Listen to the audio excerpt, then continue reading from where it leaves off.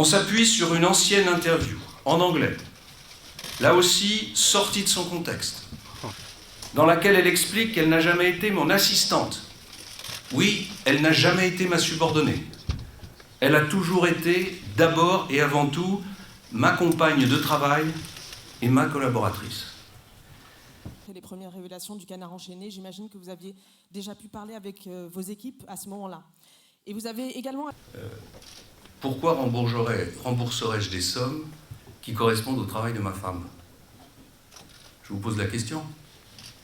J'ai dit tout à l'heure que je comprenais l'évolution de l'opinion sur ces questions,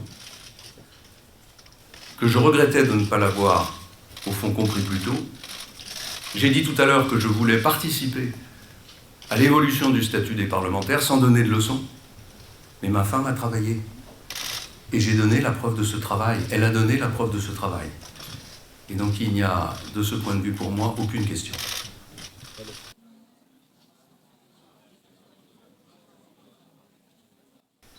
J'ai dit que, mis en examen, je ne serais pas candidat à l'élection présidentielle. Je pense être le seul candidat à l'élection présidentielle, peut-être depuis le début de la Ve République, à avoir pris un tel engagement. Donc voilà. Bien sûr, cette situation me fait réfléchir. Elle me fait réfléchir au sort que certains ont subi. Mais elle ne change rien à ma détermination et à l'engagement que j'ai pris. Vous avez aussi mis à jour des tensions au sein de vos équipes, autour de vous, alors pas peut-être vos soutiens historiques, mais des personnes qui ont pu se rallier à vous après la primaire. Comment est-ce que vous comptez rassembler vos équipes, les parlementaires et au-delà, tous les Français, toute la droite?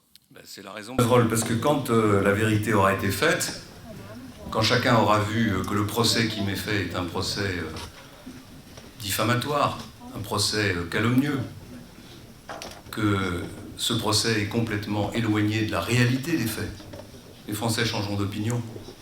L'opinion des Français aujourd'hui, elle est liée à quoi?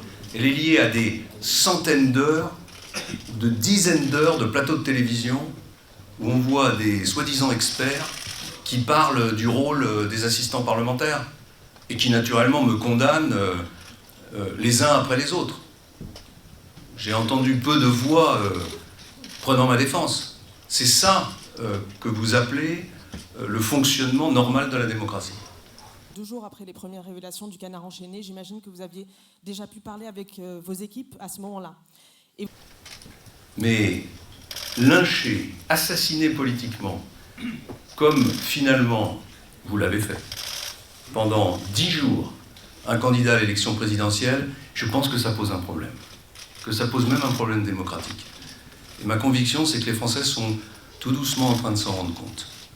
Et que vous en avez un peu trop fait, et qu'aujourd'hui, beaucoup de Français considèrent, à cause de la violence de ces attaques, à cause du manque d'équilibre dans les jugements qui ont été portés, que finalement, il faut soutenir le candidat qui porte le programme de rupture et qui est le seul à pouvoir porter les valeurs de la droite.